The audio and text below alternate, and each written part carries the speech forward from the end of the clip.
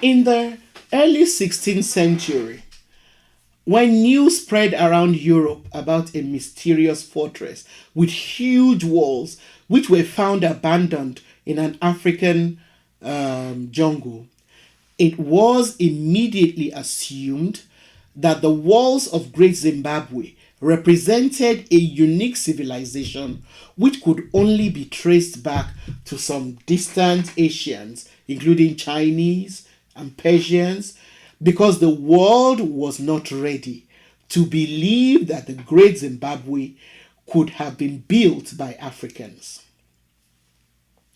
One of the first foreigners to see the Great Zimbabwe was a Portuguese sea captain, Vicente Pegado, in 1531. He wrote gushingly about the site that among the gold mines of the inland plains between the Limpopo and Zambezi rivers, a fortress built of stones of marvelous size, and there appears to be no mortar joining them. This edifice is almost surrounded by hills upon which are others resembling it in the fashioning of stone and the absence of mortar, and one of them is a tower more than 12 fathoms high. End of quote. So, what is so special about Great Zimbabwe, which is known as big stone houses or venerated houses in Shona, which is the language of the descendants of the people who built it? Welcome to the Sankofa Pan-African series.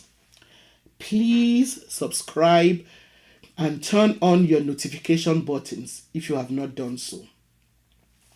Also, please support us by pledging a token amount to this channel through Patreon so that we can continue to bring you videos like this one. No amount you pledge is too small. Thank you. Great Zimbabwe is a beautiful blend of man-made and natural beauty. It comprises intricately built structures located in the stunning Mutirikiwi Valley.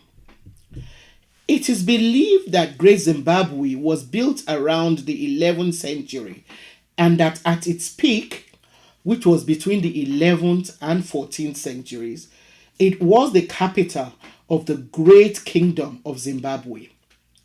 The kingdom prospered until around the mid-15th century.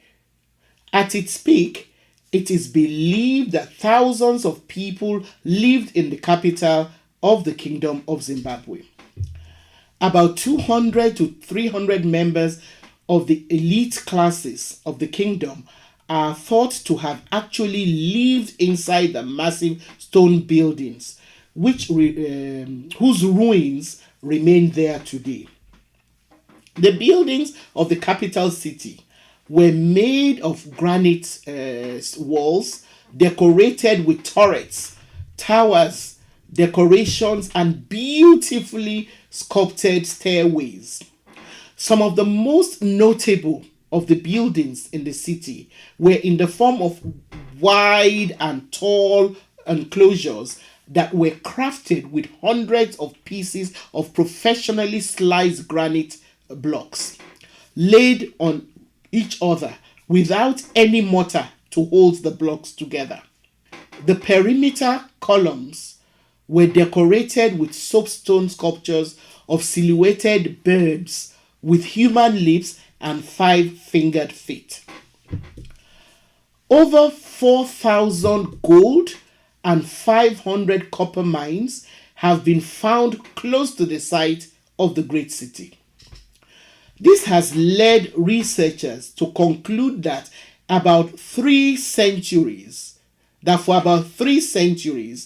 40% of all the gold mined in the world came from the area. Thousands of necklaces made of gold chains have also been discovered among the ruins of Great Zimbabwe. Now, the prosperity of Great Zimbabwe came from its position, which is between the gold producing regions of the area and the ports on the Mozambique coast. This allowed it to become the center of a wide commercial and trading network. The main items of trade were gold, ivory, copper, tin, and cattle. There have also been items such as glassware from Syria, coins from Kilwa, as well as various Persian and Chinese ceramics found in the ruins, which indicate that the kingdom traded internationally.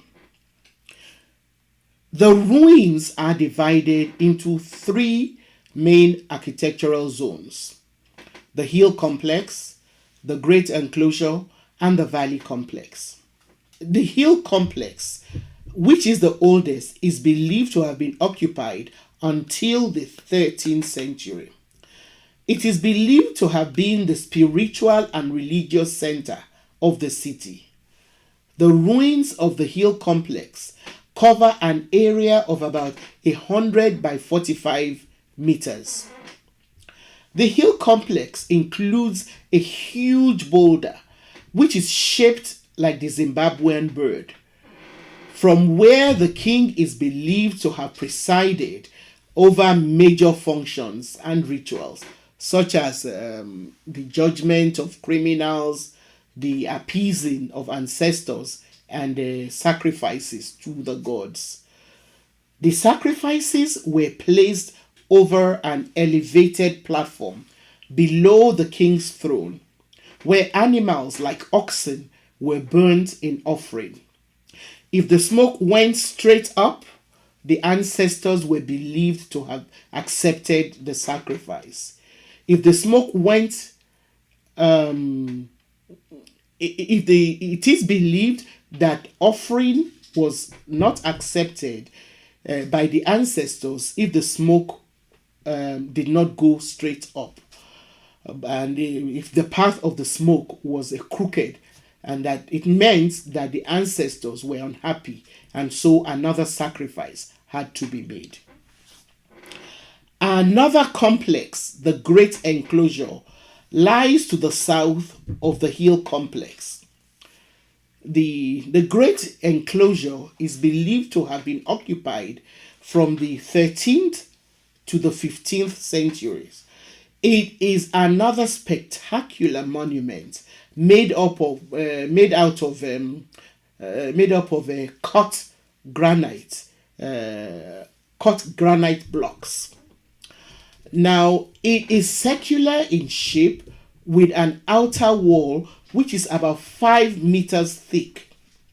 The Great Enclosure occupies about 250 meters and is 11 meters tall. It is the largest ancient structure in sub-Saharan Africa. Its architecture is most remarkable because it has no sharp angles. When viewed from the sky, it has been described as a giant gray bracelet. Inside its thick wall, there is a narrow passage leading to a tower shaped like a cone, which researchers speculate could have been used to store grain. The third section of the ruin is the valley complex, which is a series of brick structures. The bricks were made out of earth and mud. It is believed that they were dwelling houses and that many of them were scattered throughout the valley where people lived up until the 16th century. It is also believed that these houses were occupied by goldsmiths, potters, weavers, blacksmiths, stonemasons, as well as other craft people and artisans. The stonemasons were particularly skillful at splitting granite, which was used to construct structures like the hill complex. So they would heat large granite blocks in a fire before tossing water on the red hot rocks. Now, the impact of the cold water would then crack the granite along fractured planes into brick shaped pieces that could be stacked without the need for mortar to secure them. Millions upon millions of these pieces were produced in the plains below and then hauled uphill as the city constantly expanded. The ruin is interlaced with a sophisticated, centuries-old drainage system which still works. The drainage system funneled water outside the houses and enclosures down into the valleys. Now, the reason why this magnificent city went into decline is still subject to research. One reason preferred is that there might have been some kind of food shortage, which led the people to move in search of greener pastures. Unfortunately, what is left of the ruins of Great Zimbabwe are only a shell of the beautiful city that attracted so much attention when it was first discovered by Europeans. This is because of the frenzied plundering of the site by European treasure hunters in search of artifacts that were carted away to museums throughout Europe, America, and South Africa. As in the case of the ancient structures found in places like Egypt, it was immediately assumed that the Great Zimbabwe was not something that was conceived and built by Africans. Some, like the racist German Karl Mauch, who visited the ruins in 1871, wrote condescendingly that, and I quote, that I do not think that I am far wrong if I suppose that the ruin of the city is a copy of Solomon's temple on Mount Moriah. The building is a copy of the palace where the Queen of Sheba lived during her visit to Solomon, and only a civilized nation must have once lived here. End of quote.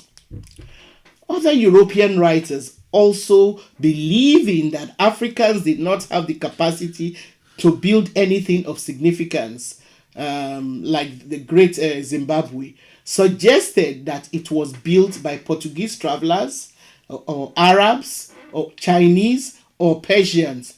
Another crazy was that the site, another crazy theory was that the site could have been the work of a southern African tribe of ancient Jewish heritage that nobody has ever heard anything about. Others even went as far as saying they might have been built by aliens. However, in 1905, the British archaeologist David Randall McIver put to rest all the spurious speculations about who built Great Zimbabwe when he concluded that the ruins were built by local African Bantu peoples.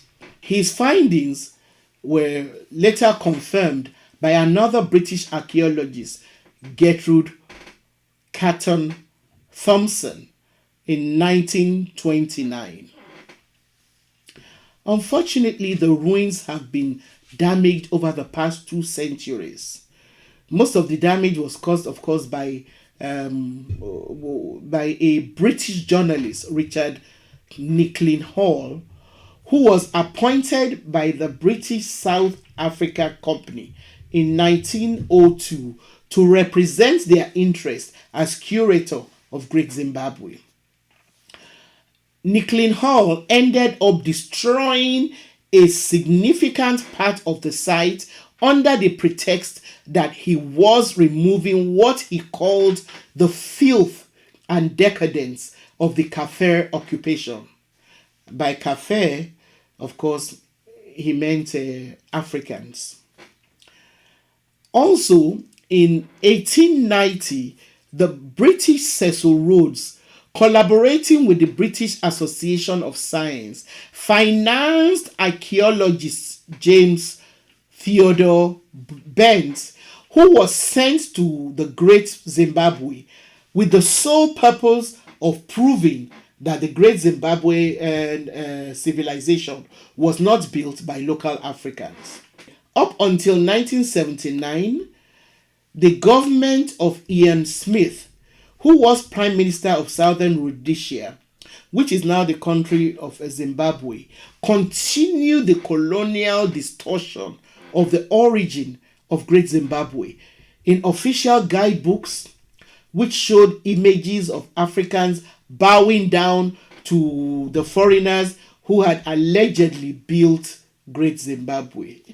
The extent to which these colonizers would go in order to deny, the achievement of Africans is just limitless.